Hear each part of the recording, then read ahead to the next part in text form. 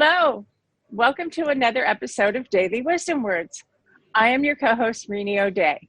Hey everyone, I'm your co-host, Neil Torelli, and we want to give you a very warm welcome to our latest episode. Join us every Saturday at 9 a.m. Pacific Standard Time as we talk to guests who have stories, advice, and life hacks, all of which take us one step closer to the feeling of hope.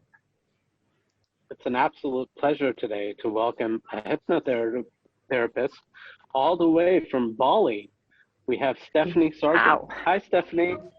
Hi, Steph. Hi. Nice Hello. to meet you. Nice So to meet you Bali, guys too.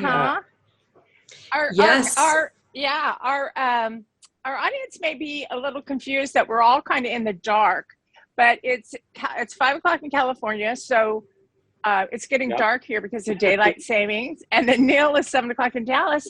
You're 9 o'clock in the morning in Bali, but you're in monsoon season. So you're not having that glorious sunshine. Not right now. Not right now. It's actually quite refreshing to have some rain after the heat. Yeah. It gets to like 35, 40 degrees sometimes. So it's How did you end up in Bali? Yeah. So how I ended up in Bali, I was traveling for many years. I left home at 19, and I was just traveling. I lived in India, Sri Lanka, all over Europe. And, so many of my friends and people I met were telling me, Steph, you need to go to Bali. You're going to love it so much. And I was like, I don't think so, because it's, I look at online and it's very touristy. And I was really into India and Sri Lanka, where there wasn't really much tourism in that space and place. But my partner, he was like, let's just go for a holiday. So we planned to go for 1 month traveling, and I haven't left since. So here I am 4 years later. Lucky you. Well, you got two people on your guest list, so I hope the guest bedroom's ready. Absolutely. It's a really magical place, a very, very, very magical place. I'm very blessed to be able to live here. I've heard that. That's awesome. Yeah. So, I guess for starters, I know that we, as we introduce you to our audience, you are a hypnotherapist, but can you tell our audience what exactly a hypnotherapist does, and how did you get started in that profession? Mm-hmm. Yeah. So, you can use hypnotherapy in many different ways, right? You can use hypnotherapy for age regression, or you can use it to stop smoking. So there's so many different ways that you can use it. And each hypnotherapist will have their unique style and what they kind of specialize in. The way and the path that I've gone is using a holistic approach. And what I basically do is I put people or my clients into an altered state, which ultimately it's the theta brainwave. When we think of hypnosis, we think that we're completely out, unconscious, and we wake up after, but that's actually not the truth. You're very much conscious throughout the session, and only a small percentage of my clients won't remember. So you're very much in control. You're just very relaxed. If you've ever gone deep into a meditation and you're just kind of floaty, it's that state. And the way that I use hypnosis is for trauma healing, whether that's big T or small T trauma. And I use this because I just feel that all of the way, the way that we act as adults, it stems back from events in childhood or adolescence. So I take my clients, I use age regression specifically, and I go back into these incidences where people have felt extremely overwhelmed, traumatized, these types of events. And we just begin to unpack that. We unpack the emotions which are stuck within the body and the mind. We unpack the story, the neural pathway, which has been kind of linked, and people relive that memory and those situations as they grow older. So the way that I work is to release that, rewire and change in the adult brain, so that then when they, after the session, most of the time that anxiety, depression, all of these things begin to reduce. And that's really the reason why I became a hypnotherapist, is because from a young age, as young as 17, I had been in the healing world. From a very young age, I always wanted to be a massage therapist. That's really, really young. to know and to do that. I mean, did you know that at like, 7, 8, or did it just, build? Yeah. Actually, I remember I was really young and my brother would come home and he would hurt himself in rugby. And I was like, oh, I can heal it. I just put my hands over it and I'll massage it. Oh, wow. And I just had this feeling. And when I got to 16 at the time is when you left school in the UK at 15, 16. And I didn't know what I wanted to do. And my mom was like, you love massage, Steph, just go and do massage. So that's what I did. And I went and studied massage and holistic therapy. So Reiki, reflexology, massage, touch, healing, all of this kind of stuff. And I loved it. And this kind of took me onto my journey. And for many years, I was a massage therapist. And I began to notice, that lots of clients I was working with, it was helping the massage. But I started realizing that there was also this, what was going on in the mind. I was like, this is, this person is healing, but there's something going on mentally. And that's where I kind of decided to go into yoga. And I started to look at asana. That took me deeper into meditation. And then, at the time I was, when I was younger, I was really dealing with my own issues. I had bouts of depression and bulimia. And so I was like, I've got to understand this. I've got to understand this. And layer by layer meditation took me deeper into that. And then about 5.5 years ago, I met a beautiful woman who's one of my dear friends and a mentor. And she did hypnotherapy on me when I was teaching at a yoga retreat. And it just blew my mind.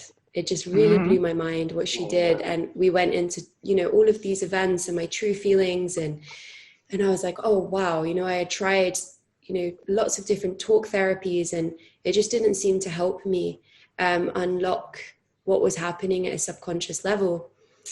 And she said to me, Steph, you have this healing energy. You have this way with people. They open up to you and you responded to hypnosis very well. Would you consider maybe studying this? And I was like, yes, I would. And that's when I embarked on the hypnotherapy journey. And I ended up moving to India and studying hypnotherapy with Dr. Blossom Fernando in the hypnotherapy school in India. Wow. Oh, yeah, that's fantastic. Yeah. It's your calling. So go on. I'm sorry. Yeah. And I really didn't have any plans to be a hypnotherapist. My plan was to kind of heal myself and just like my family and friends. And it just happened so naturally. I started working with people and I would do it for free. I was just like, I just want to help. I just want to help. And it just naturally started flowing that way until I was like, oh, I'm fully booked. Maybe I should start taking this as my profession. And ever since then, it's just been, that's been my profession. And it's, I've done many other trainings. I also took my 2-year diploma to become a counselor with the UK. So I'm a fully licensed counselor as well. And I did a lot of trauma informed. You are amazing. Thank you. Wow. And it shows, because even today you talk about being fully busy. I see those testimonials that you share on Instagram and on your website, and all those clients of yours who just are raving about you and have say that you're the most amazing thing that ever happened to them. So your Instagram page is, everybody needs to follow you. We'll get into that though. But I do want to know, have you ever gone into a past life? Have you ever been able to go deep into that? Yeah. Because that fascinates me. Yeah, and I think actually when we think of hypnosis, we think a lot about past life actually. We don't tend to think about it as perhaps trauma healing, and that's super normal. And yes, the answer is I have accessed many of my past lives. Really? And I do help my clients with that as well. Kind of tap into those parts of who we are, of our soul, of our frequency. And it's very fascinating, actually, because, yeah, I mean, some people believe in past lives, some people do not, but just from my understanding, I've just had too many experiences with myself and clients, you know, of these things that have turned out to be so real and so true. So everyone can access these, everyone can tap into them. Typically, I always suggest, let's make sure everything is whole and complete in this life. And then we'll look into the past life. But, you know, sometimes people, they've got, you know, a fear or a phobia and they just can't get rid of it. And they were, you know, when I do the countdown to take me into the root cause of what's going on, they're straight in a past life without any, you know, that's just what they need to heal. Yeah. And it can feel a little bit strange, you know, accessing that and seeing that. And many of my clients have been like, that was so real, you know, that was definitely not made up. I was a different person from that time. It's very fascinating work. It's never boring, that's for sure. No, Taking me, it's like a movie each time. I am fascinated. Fascinated. Yeah. And it's funny you mentioned that you said like it's like a movie. So can you tell us, how is it, like, you know, the common people who don't know too much about hypnotherapy, like if you say hypnotizing somebody, their stereotypical view, right, is of a man on stage saying, "I will count to 5," and so I mean, how different is there any relevance to all of that we see on TV or we see in the movies, as opposed, absolutely, like, compared to what you do? Yeah, that's a great question. That's what most people think. And most of my clients, when they come to see me for the first time, they're really nervous. Like, are you going to tell me when we start? Like, am I going to be out? You know, and this is staged hypnotism. This is very different to hypnotherapy. Hypnotherapy is something that we're using as a therapeutic, you know, in a therapeutic setting, you know, something to help the client. Stage hypnotism is, everyone can go into hypnosis, but the stage hypnotists, what they're doing is they're seeking out and they're looking for easily suggestible and easily hypnotized people, because not everyone can go that deep into the state of being controlled. I think it's about 50 to 60%. So it's still quite a high percentage of the audience that will go into that state. But they're looking for a particular person, the way they're looking, the way they're acting, their body language, they're looking for that. And what they do is they put you into a very deep state, and they use the method of shock. So they'll use something, typically, this is not for every person, but a stage of shock where once you shock the nervous system, you know, if they pull the head like a jerk, and then they'll say sleep. And what this does is it over puts the nervous system into overdrive, and then you kind of go into this kind of play dead default, and that takes you deep into like a theta delta state, and then they can make you do, even under hypnosis, you're very suggestible. You know, even the people that I work with, you're very relaxed, you're very open, so you're much more suggestible. But yeah, that's the difference. And then they make them do all kinds of funny things for entertainment. And of course, the way that I work is when I I mean, really, that's it. You know, when I meet people, I would totally make a fool out of myself on stage. I've chosen never to go on stage to do that, because I would be the person dancing hula or something.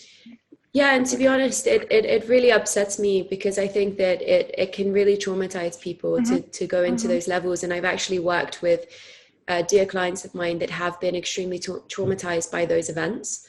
And I really, with every part of myself, don't agree with that, because obviously because of the work that I do, I take it quite seriously. So when I do meet someone who's a stage hypnotist, I'm like, okay, all right. It's very different to what I do. It's apples and oranges. Right, because their purpose, the stage hypnotist, I would say it's all theirs. They're there to like grow their own brand, entertain the people, get more money for more shows, whereas you are actually helping your clients. You are, you know, really serving them in a way. So I would imagine that I could see why that would, Right. That, I could see why that you would not be too fond of that, because it's two opposite goals. You're for your clients. The stage hypnotists are there to promote themselves, right? Primarily, at least, most of them. Yeah. Yeah. So you, And it, sorry. I'm sorry, go ahead. No, go ahead. Please answer. Yeah. I'm sorry. Yeah, that it, you know, it can be, you know, a fun trick, and it can be, you know, all of that. But ultimately, those stage hypnotists are looking for a more vulnerable person. You know, and we know that vulnerability comes from, you know, past experiences. So yeah, it's an interesting topic. But yeah, I mean, of course, the way that I work is that you're coming for therapy under hypnosis. So I use a progressive relaxation to put my clients into a form of hypnosis or deep relaxation. And it takes about 15 minutes of you just listening to the sound of my voice, you know, really you have a beautiful relaxing. voice. Thank you. Yeah. Just very relaxing, creating a lot of And safety. you look exactly like Shailene Woodley, the actress. I don't know who that is. Oh, she's beautiful. She's beautiful. She's one of the best actresses.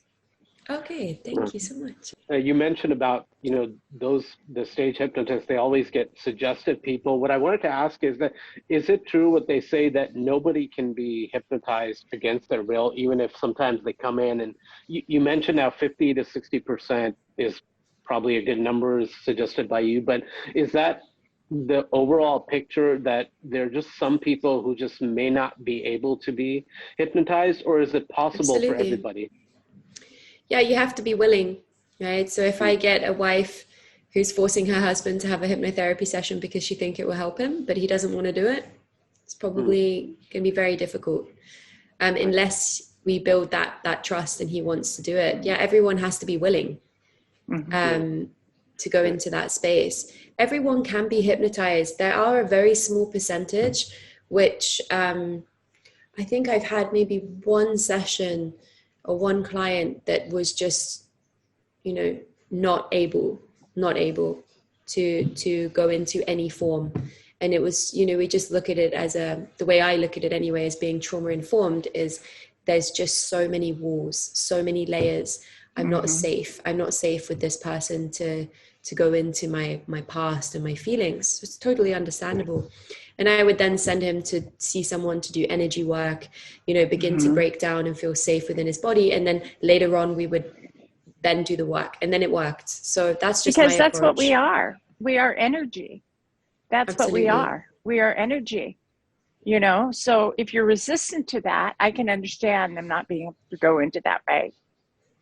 Absolutely. Yeah. Yeah, we have to, when we heal, we have to feel safe. That's the first, you know, part. And many people have built lots of walls, you know, around them because they have been through heartache and pain and trauma. And so we have to respect that and not push too hard. But yeah, 99.9% of everyone that I see, it's always different. Some people are very visual, some people hear, some people feel only. It's all different. And each one is just perfectly divine, whatever way that they experience it.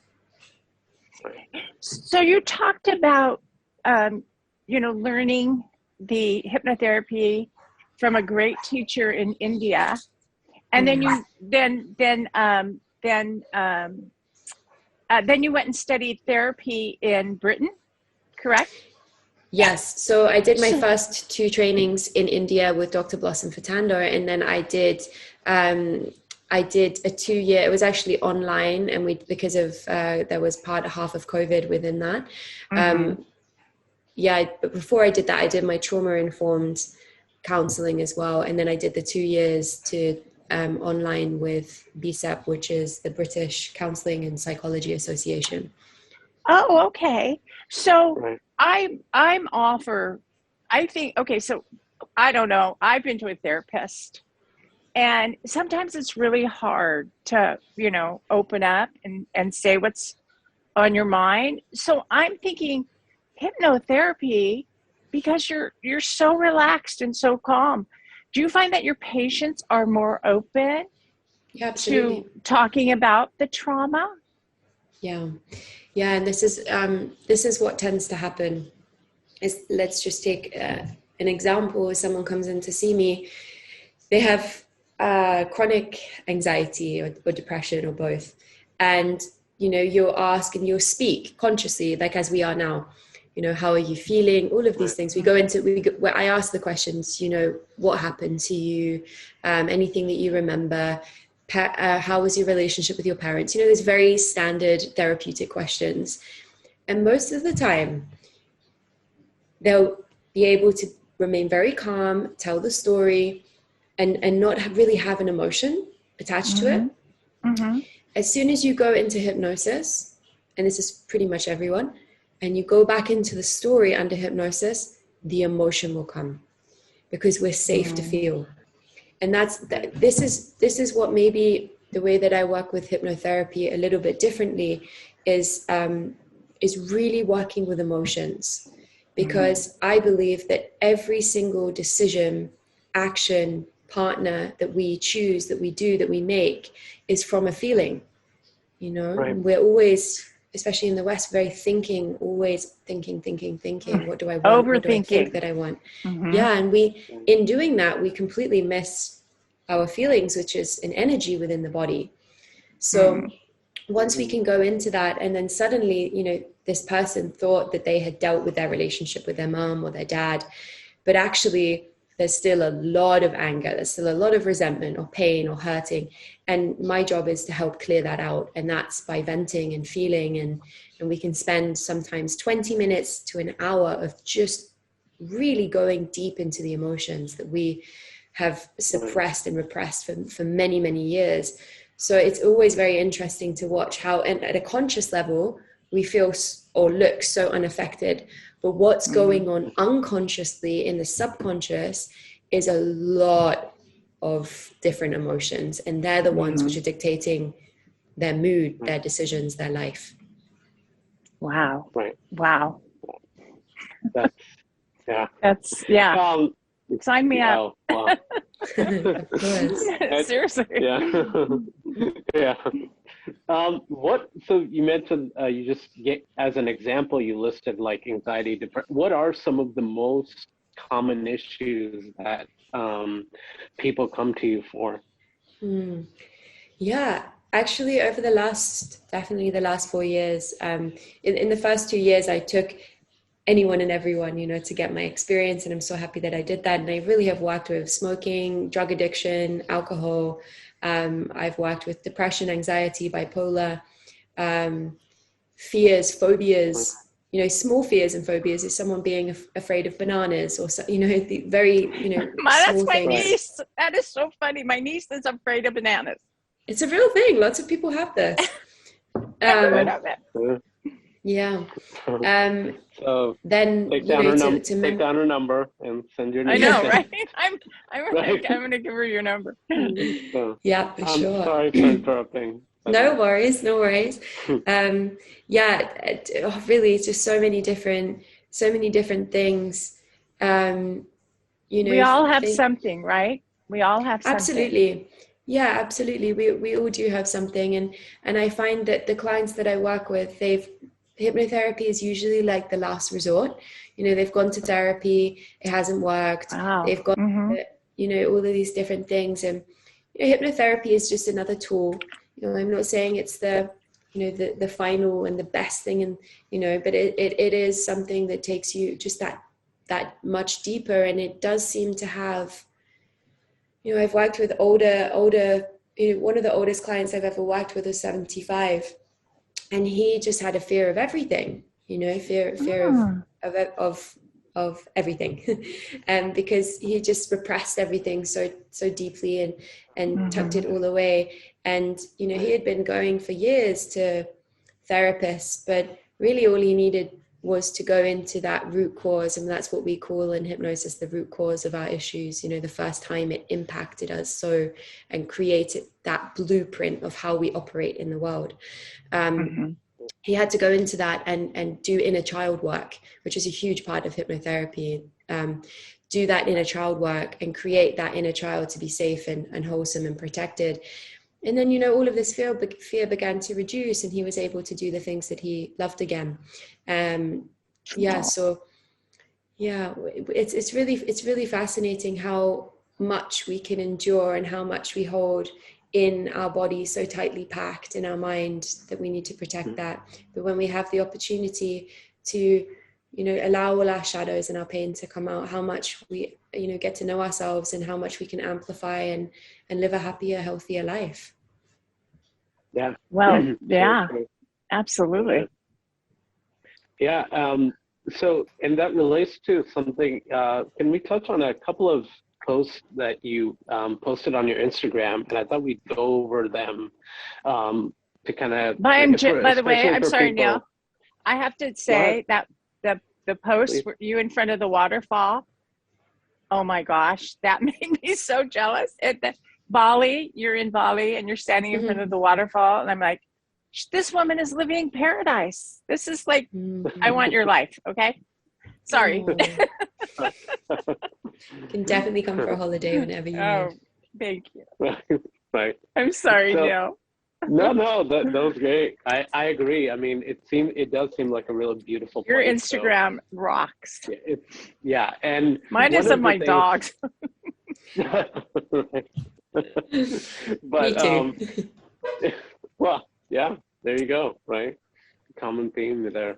One post I remember on Instagram where you said that you talked about looking to others for acceptance, right? Which many of us do. I know I've certainly done it. We all, as human beings, we crave for acceptance, compliment. Nice. And you said that was something when you were younger, you did that a lot, but slowly you were able to overcome that.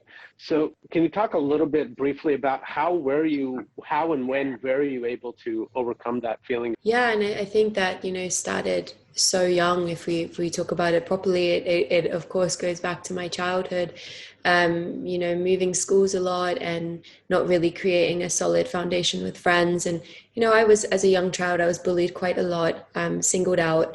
And I just always craved, to be part of something. And so as I grew older, I at school, being insecure, I had a lot of insecurities and still, I'm still working through them. It's a work in progress.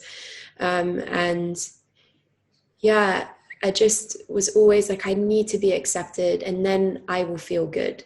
When the popular girl likes me, then I know that, I'm good and I'm accepted. And I carried that, kind of all the way through. And so until I started doing the deep work on myself, we just think that this is normal. And it's so strange because you just think that's the way it is, right? You just think that I need that acceptance. And I want to cry right now.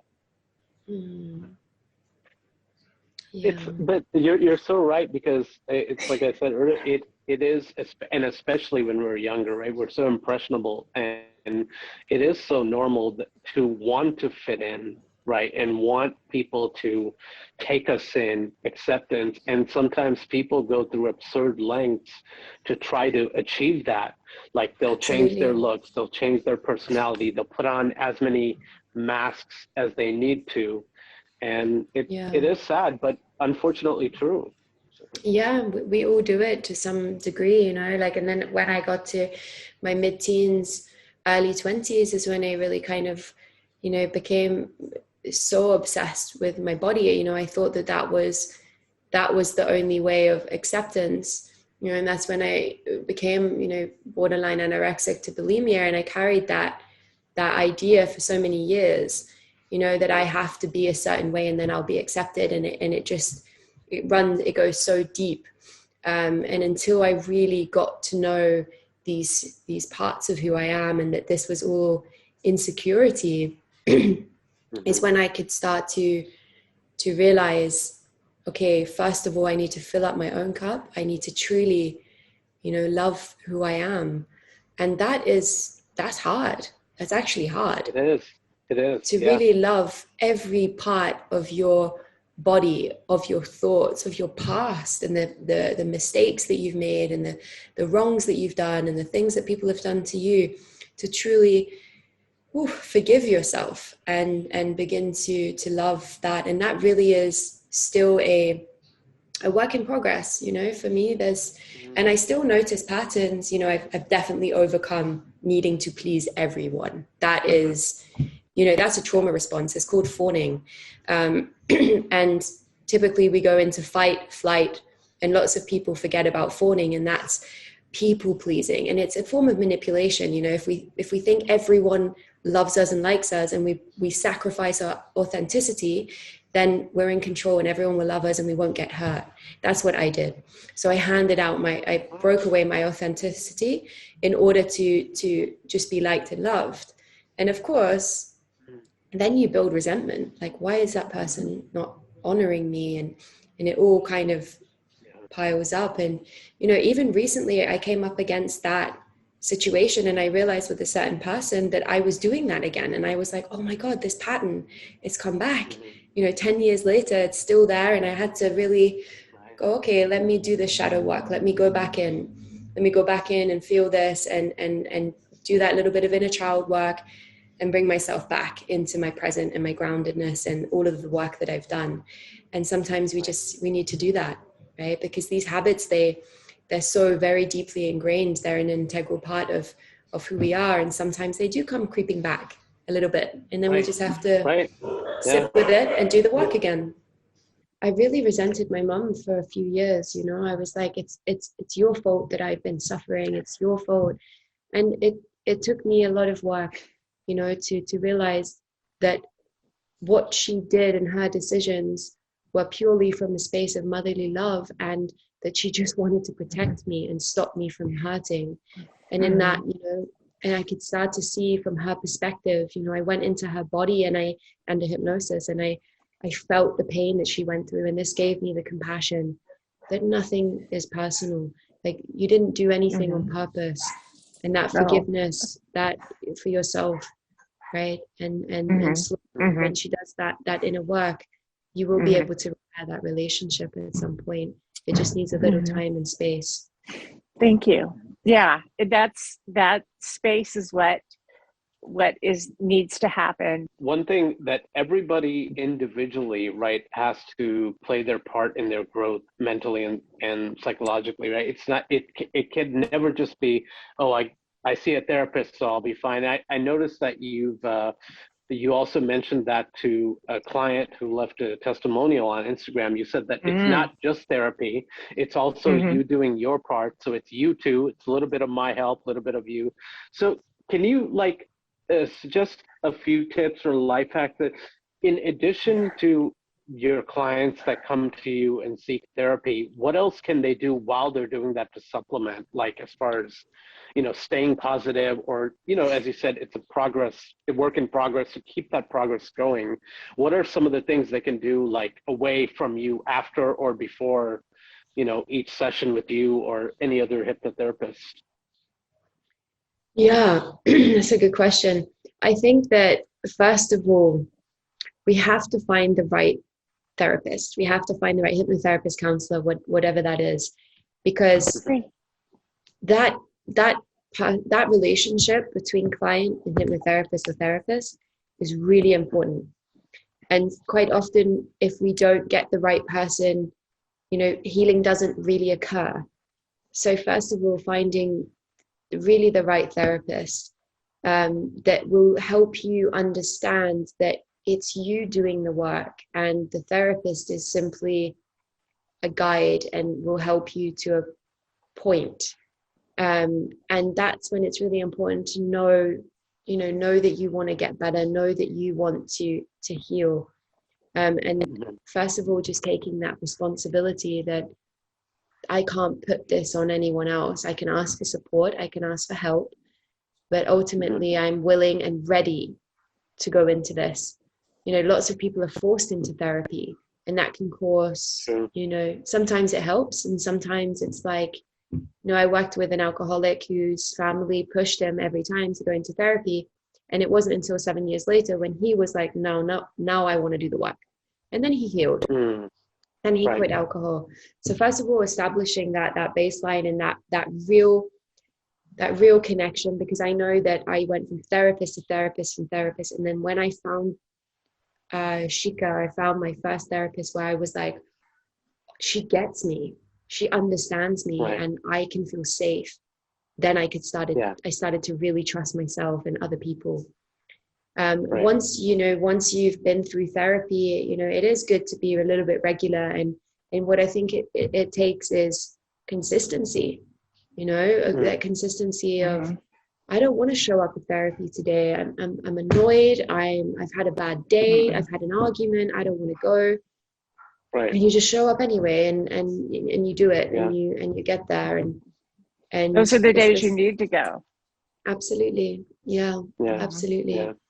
And there's so many tools that I could go into that will help people ground, or become a little bit more stable. And I always say the biggest one that we have, which we forget and take for granted, is our breath.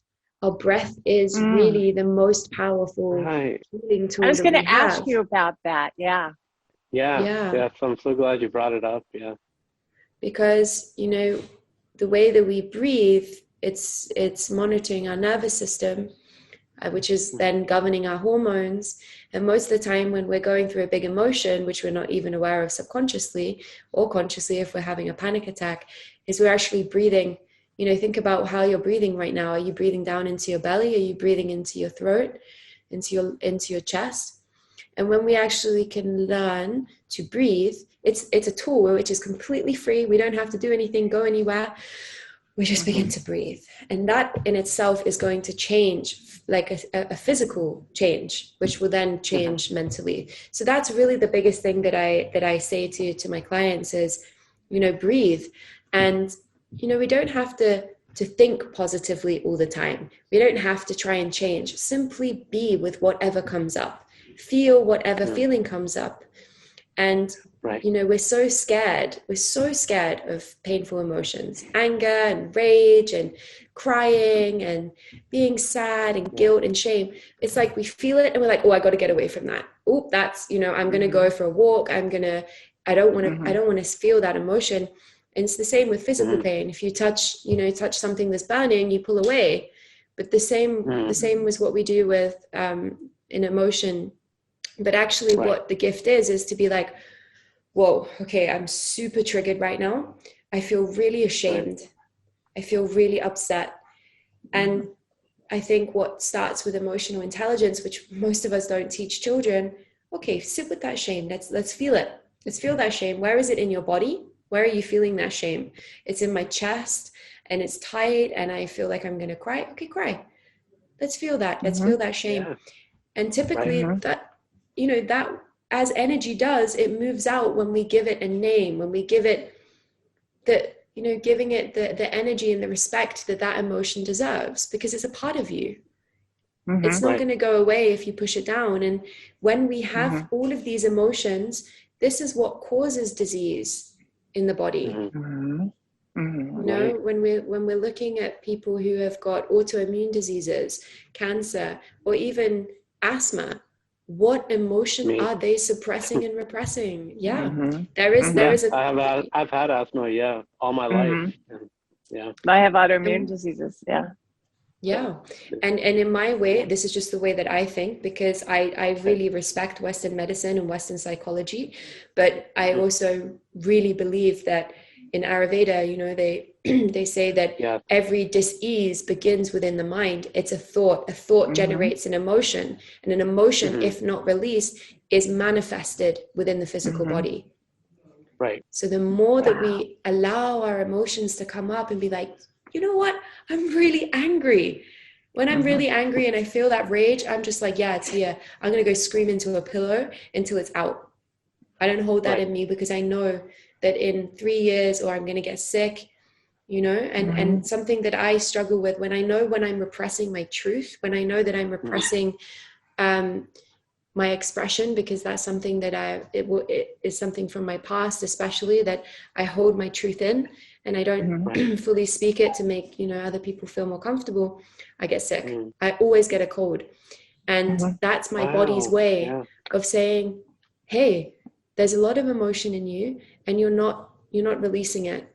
And I'm sad and I'm tired and I get sick. And then I'm like, oh, Steph, that's my body. It's my body telling me. And I honor that. And then I look back over that month. Where have I done that? Where have I repressed? And most of the time, I just need a big cry. You know, I just need a big cry. I believe in crying. Scream. Yeah. Yeah, of course. Yeah. Yeah. One thing before we're going to, talk about your social media handles, but just before that, I just wanted to ask this real quick question that I came up. What is the correct way to breathe, right? You mentioned, because I've read so many different things. Oh, for this activity, you do it through your diaphragm, this. Is there a correct, especially when it comes to emotions or having a panic attack or something, is there like one correct way? So I studied yoga and pranayama for a long time, and there's very different breaths for very specific emotions, and so that's a whole subject. I did not know that. Wow. Yeah. So there's it's a little hack that we have the left and the right hemisphere of the brain. The left is more logical, the right is creativity, subconscious. So we can hack by what nostril we breathe into. If we breathe into the left, we're going to activate the right hemisphere. If we breathe in through the right, we're going to activate the left hemisphere. Wow. And so we can actually biohack how, if I've got before this, I know that I have to be in my logical mind as we talk, or when I'm doing a contract or a meeting, I will use that as, okay, let's get into the left brain. I've got to be analytical. I've got to think. But when I want to go into my meditation, when I want to sit with my client and feel, I go into my right hemisphere. When I want to paint, I go into my right hemisphere. Oh, okay. Yeah, you can find that on YouTube. You can just type in, left. It's called Nadi Shodhana, and there's, you can find that. Well, that's balanced breathing, and that's what I'm going to go into now. But yeah, you can find it on YouTube. I can't remember the names of the two breathing now, but you can really activate where you want to be, and that's a big part of biohacking.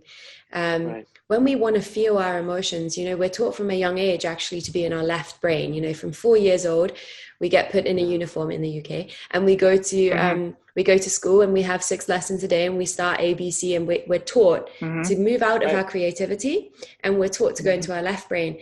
But our left brain is also ignoring all of our emotions, our intuition, right? Our connection. So it's dangerous to be in our left hemisphere all the time, and most of us are. We want to learn how to get over into the right. And even better, as the yogis would say, we want to be in the center. And that's where we feel extreme peace. And that's when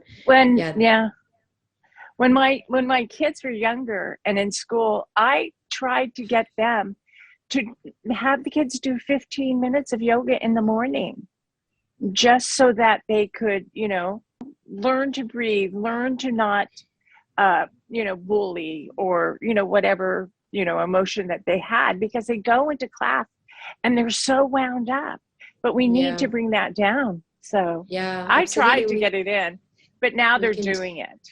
Great. I'm so happy to hear that. Yeah. But I'll share the most kind of basic breathing, and that is box breath. So we inhale for 4, 2, 3, 4. We hold the breath in for 2, 3, 4. We exhale for 2, 3, 4. Hold the breath out for 2, 3, 4. Inhale 2, 3, 4. Hold the breath in the chest 2, 3, 4. Exhale for 4, 2, 3, 4. And we continue like that. As simple as that. That was nice. Yeah, I gotta try that tonight, right? I know. I do. And that's something that we want to, we can use our breath to either get ourselves hyped up, or we can use it to calm down. The bigger the inhale, the more life we're taking in.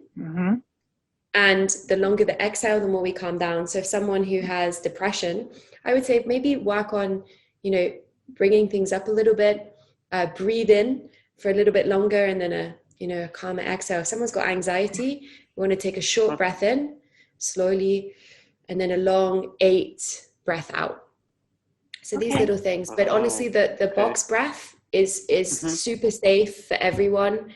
And it's what I tell my clients to do. They have a little box and they watch it, or they do it in their mind. And I always think we just want to give the most simple things, because when we start going, hey, you need to wake up and you need to do a 45-minute asana yoga practice, and then you need to do journaling, and then you need to have a cacao, and then you need to do this, and then you'll be good. People aren't going to do that, especially when they're upset, when they're living in trauma. They need something very quick, very short, that they can integrate into their life quickly. Right. That's great. And especially in today's times, right, when it's their brains just go in all directions, partly because of social media, partly because of just we're living in such chaotic times, right, that makes sense to have something. We're all living in our fight and flight, every single one of us. We're producing cortisone all the time, right? And then we feel tired, so then we drink coffee, and then we have more, and then we eat sugar to pick ourselves up, and then we're creating more. We're stuck in this loop. And most of the time, sometimes if clients come to me, let's look at your diet. I have a holistic approach. So if someone's got chronic anxiety and they're drinking 6 cups of coffee a day, I'm pretty sure if we reduce that coffee to 0, in a couple of months, your anxiety without the hypnosis is going to be better. Right. Wow. Well, on your Instagram, you talk about making custom recordings for people. Can you tell us about that? Like, if you can't actually take on more clients, they can get a custom recording from you? Actually, this is for my clients that I do work with. I do send them for free. I send free recordings out to anyone who asks, if they need one for confidence or whatever that may be. Yeah, because I'm just all about sharing. Us too? Yeah, Neil and I are we're on the list. Yeah, because this has been so enlightening, and at least for me, I can't tell you how, as you were speaking, each and every answer that you gave, it's just I pauled. Hello. Yeah. It was like she pulled something out of me that was okay. Thank you. So is it through your website, or is it through your website, or how does that work? Yeah. So for booking, well, let's talk about how it works with the session, and then how I can help without a session. Sure. So with the session, what I do is I do all the trauma work we go into, and these are about 3 to 4 hour sessions sometimes. So they're pretty long, very deep. And then what I do at the end, once people have gone through, quite a big experience, is I use a script. And these scripts are to, enhance confidence, or for sleep, or for smoking, whatever the issue is.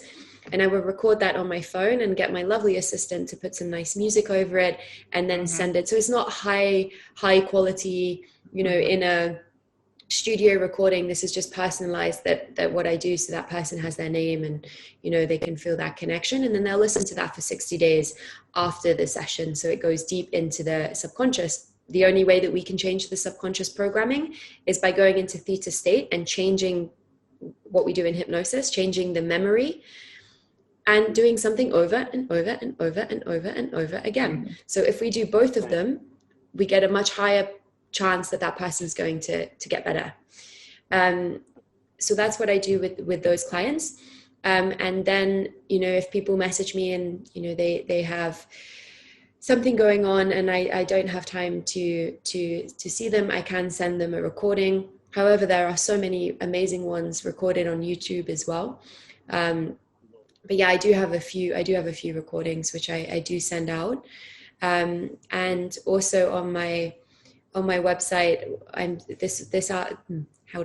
this weekend, I am recording a 2 days of worth of lectures. So everything that I've learned, I'm condensing into a lecture, I will put on my website, so people can really, understand, what is trauma, what is emotion, what's the difference between emotions and feelings, what is a primary emotion, why do I get triggered, what is happening in my brain, past life, all of these little things that people really want to understand. That will be on my website as well. Yeah. Can you give us your website? Yeah, please. Yes, for sure. It is at the moment purereasons.com. Oh, I love that. Okay. Yeah. I I love like the that. name. Yeah. Yeah. And I'm going to be checking it out. We'll be sure to put that in the description when this video comes out in the interview.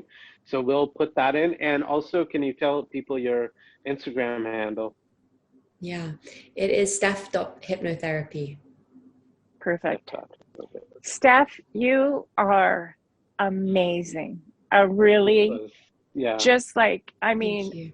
you really are just a wonderful, amazing person. And thank you for this. Thank you for doing this. You have opened my eyes quite a bit, and I'm going to be contacting you. Please do. It'll be an honor to work with you. I would love really. to. Oh, you're so sweet. And thank you for coming on. And enjoy. Thank you so much for doing this. I know Thank you guys. that It's been so beautiful. You guys are so sweet and loving. Thank you for you are. And we'd like to have you back someday. Absolutely. Because there's a lot I want to go into with you about, Yeah, there's so I know much we could talk to you about. And yeah. Well, whenever you're ready, I'm ready. Okay. Sounds great. Yeah. Well, enjoy Bali, and we will be in contact, okay? Yes, thank you so much, guys. It was really such a pleasure to talk to you. Thank you for having me on your show. Yeah. Thank you. Yeah, you have a good day, okay, sweetie? You have a good day. You too. Okay. Bye-bye. Lots of love. Bye. Thank you, everyone, for watching. And thank you, Stephanie, for coming on this week. You were an amazing guest. Absolutely. Be sure to follow us on Twitter, Instagram, and Facebook at all the links listed in the description. Don't forget to hit like on this video and subscribe to this channel so you never miss an episode. And if you want to show us a little extra love, we also have a link for donations now. Thank you, everyone, once again, and we will see you right here next week at 9 a.m. Pacific Standard Time. Goodbye. Thank you. Bye-bye.